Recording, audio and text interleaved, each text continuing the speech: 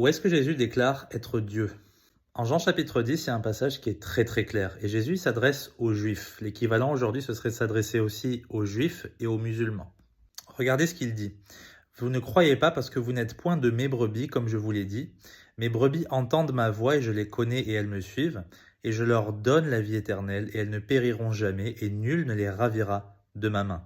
Mon Père qui me les a donnés est plus grand que tous et personne ne peut les ravir de la main de mon Père. Et regardez bien, moi et mon Père, nous sommes un.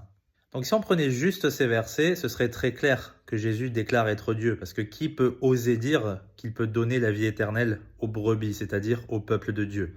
Personne à part Dieu lui-même.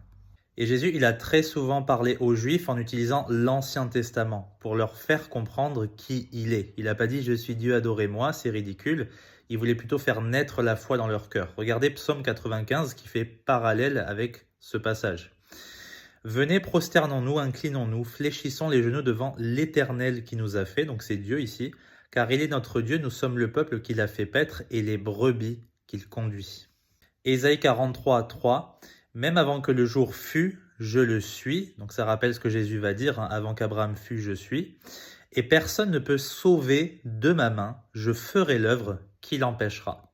Donc on voit bien que Jésus est Dieu ici parce qu'il déclare avoir des attributs que seul le Père a. Et c'est pour ça que la conclusion de sa démonstration, le Père et moi, nous sommes un. Ça ne veut pas dire que Jésus est le Père, Jésus est différent du Père, mais ils forment collectivement un seul Dieu. Ça n'a jamais été compliqué. Que Dieu vous bénisse.